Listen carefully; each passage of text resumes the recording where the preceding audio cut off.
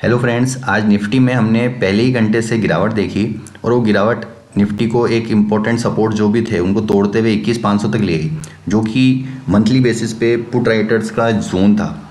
अब यहाँ पे रुकता है नहीं रुकता ये देखने वाली बात होगी। चार्ट्स तो वीक हैं, इसमें कोई दो राय नहीं है। और 20 डेमा के पास में सपोर्ट ले रहा है। बैंक निफ्टी तो एग्जैक्टली 20 डेमा तक चला भी गया, एक बड़ा कट देखने को बैंक निफ्टी में। ये जो आज गिरावट देखी उसका मजबूत जो जिम्मेदारी बनती है वो बनती है आपकी निफ्टी मिड कैप की। बात करते हैं निफ्टी मिड कैप में ऐसा क्यों देखने को मिला। निफ्टी मिड कैप में आज गिरावट थी और क्योंकि हम पहले काफ़ी दिनों से उसमें एक तेज़ी का ट्रेंड देख रहे थे। डेली चार्ट पे दिखाते हैं आपको, ये देखिए जो हमने ये ट्रेंड देखा था तो उसका एक प्रॉफिट बुकिंग जोन थी और यहाँ पे जो हैमर बनी थी उसके चलते आज एक एक्सपायरी के भी चलते एक हमें अच्छी प्रॉफिट बुकिंग देखने को मिली निफ्टी मिड कैप में। तो पहले हम विश्लेषण करेंगे निफ्टी मिड कैप का, उसके बाद आएंगे हम निफ्टी पे। ये देखिए पहले ही घंटे से प्रॉफिट बुकिंग सेलिंग देखने को मिली और ये जो कंसोलिडेशन का फेज़ था, ये जो बाइंग आई थी वो सारी सेलिंग में तब्दील हो गई। अब क्या लगता है, अब लास्ट ड्यू जो सपोर्ट है 10,400 के नीचे निफ्टी मिड कैप ख़राब हो जाएगा, जो कि उसको 10,250 तक के लेवल्स तक के लिए ले जा सकता है। इसको आप हेड एंड शोल्डर पैटर्न भी बोल सकते हैं। ये हेड बन गया है और ये दो इसके शोल्डर्स बन गए हैं, तो हेड एंड शोल्डर पैटर्न पर ये कंफर्मेशन नहीं है। डेली चार्ट्स पे आपको दिखाते हैं पहला सपोर्ट कहाँ बनता है। ये देखिए पहला सपोर्ट आपका बनेगा 10,400 पे, फिर आपका बनेगा 10,250 के आसपास। तो 10,250, 10,400 इन लेवल्स के लिए निफ्टी मिड कैप में आप सेल कर सकते हैं। अपर जोन्स पे अगर आपको सेलिंग करनी है तो 10,500 से लेके 10,550 इन लेवल्स पे अगर निफ्टी मिड कैप आता है तो आपको सेलिंग करनी है। स्ट्रिक्ट स्टॉप लॉस रहेगा आपका 10,600 का। आइए चलते हैं निफ्टी पे। निफ्टी में भी हमने फ्री फॉल देखा आज, कहीं से भी हमें एक साइजेबल रिकवरी नहीं देखने को मिली। अब निफ्टी में आने वाले दिनों में 21,250 से लेके 21,300 यहाँ तक के लेवल्स निफ्टी में खुल गए हैं।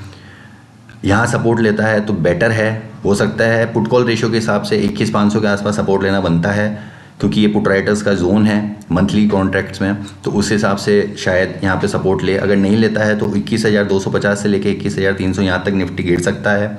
ऊपर कोई भी बाउंस आता है 21,750 जो आज का हाई था, 21,700 21,750 यहाँ तक कोई भी बाउंस आता है तो एक सेलिंग अपॉर्चुनिटी होगी। इस रेंज में कॉल राइटर्स का दबदबा हो चुका है, कॉल राइटर्स ने अपनी पकड़ बना ली है, तो ये रेंज रहेगी आने वाले दिनों में निफ्टी के लिए।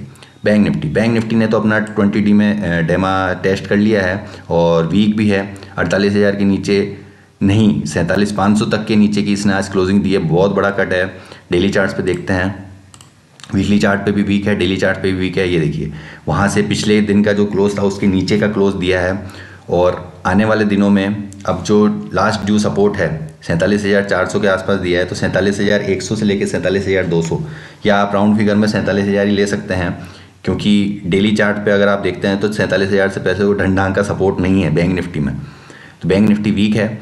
ऊपर 47,800 48,000 यहाँ तक कोई भी लेवल मिलता है तो एक सेलिंग अपॉर्चुनिटी होगी। जब तक फ्रेश तेजी अब तभी देखने को मिलेगी जब 47,800 के ऊपर बैंक निफ्टी डिसाइसिवली ट्रेड करेगा, क्लोज होगा। फिर निफ्टी की कल वीकली एक्सपायरी है। फिर निफ्टी ने आज अच्छा ब्रेकडाउन दिया जैसे बैंक निफ्टी ने दिया, पर उसमें इतनी गिरावट नहीं देखने को मिली जितनी बैंक निफ्टी में देखने को मिली। फिर निफ्टी में 21,000 और 21,500 ये दो सपोर्ट हैं, बिल्कुल मिड पॉइंट पे बंद हुआ है, तो आपके रेंज बिल्कुल क्लिस्टर क्लियर हैं। फिर निफ्टी में कल की एक्सपायरी के लिए 21,000 के पास आता है आपको बाय करना है, 21,500 के पास आता है आपको सेल करना है। स्ट्रिक्ट स्टॉप लॉस के साथ ट्रेड करना है, क्योंकि दोनों ही मूव आपको कल निफ्टी मिड कैप में फिर निफ्टी में देखने को मिल सकता है। बात करते हैं डॉलर इंडेक्स की। डॉलर इंडेक्स स्टेबल है 102 के पास, 103.50 तक ये जा सकता है, ऐसे चार्ट्स पे संकेत है। क्रूड ऑयल में जिनको सेल करना है उनके लिए फ्रेश लेवल बने हैं। अभी 5940 का लेवल चल रहा है, 5975 5980 या 6,000 5,975 6,000 के स्टॉप लॉस के साथ क्रूड ऑयल में आप सेल कर सकते हैं। पहला टारगेट बनेगा आपका 5,875 का, दूसरा टारगेट बनेगा 5,800 का। इन दो टारगेट्स के लिए क्रूड ऑयल में आप सेल कर सकते हैं। ये जो पैटर्न बना है ये एम पैटर्न बना है और इसका पहला सपोर्ट बनेगा आपका 5,800 तक का। तो आप 6,000 के स्ट्रिक्ट स्टॉप लॉस के साथ क्रूड ऑयल में सेल कर सकते हैं फॉर द टारगेट ऑफ 505800। 5900 भी आप रख सकते हैं पहला टारगेट। आर्ली चार्ट पे तो ये विजिबल है ही, डेली चार्ट्स पे देख लेते हैं हम।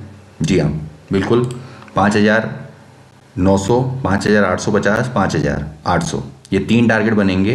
हर 50-50 पॉइंट पर आपको सपोर्ट भी मिलता रहेगा। तो 6000 के स्टॉप लॉस के साथ क्रूड ऑयल में आप सेल कर सकते हैं। बात करते हैं नेचुरल गैस की। बिल्कुल नेचुरल गैस में भी सेलिंग पैटर्न है। नेचुरल गैस में भी आप सेल कर सकते हैं। स्टॉप लॉस का रहेगा आपका 234, यहाँ से 5 पॉइंट ऊपर 234 के स्टॉप लॉस, पिछली कैंडल के हाई का स्टॉप लॉस लगा के आप नेचुरल गैस में सेल कर सकते हैं फॉर द टारगेट ऑफ 226, 224, 220। 226, 224, 220 के टारगेट के लिए नेचुरल गैस में 234 का स्टॉप लॉस लगा के आप सेल कर सकते हैं। बात करेंगे HDFC बैंक की। HDFC बैंक में थोड़ा सा ट्रेंड वीक हो चुका है, थोड़ी सी बिकवाली हावी हो रही है। ऐसा लगता है कि 1650 से लेके 1640 इन 10 पॉइंट, 1650, 1640 यहाँ तक HDFC बैंक डिक्लाइन होना चाहिए, स्लाइड होना चाहिए। वहाँ पे शायद थोड़ा सा सपोर्ट लेगा और फिर उसके बाद ये जो गैप है, ये गैप फिल होने के बाद फिर फ्रेश मूव HDFC बैंक आने वाले दिनों में दिखाएगा। बाकी जो हमारे आज के अच्छे स्टॉक्स थे, IOC ने अच्छा प्रॉफिट दिया, काफ़ी दिनों से हमारा वो बाय मोड पे था। आइडिया हमारा बाय मोड पे चल रहा है, शिमारू हमारे बाय मोड पे है, तो हमारे क्लाइंट्स को अच्छा प्रॉफिट हो रहा है। ये कुछ व्यू था मेरा निफ्टी पे, स्टॉक कमोडिटी पे, स्टॉक ऑप्शंस पे। बने रहिए हमारे चैनल के साथ, शेयर सब्सक्राइब करना ना भूलें। मिलते हैं कल इसी चैनल पे फिर से अगले विश्लेषण के साथ। तब तक के लिए टेक केयर, गुड बाय।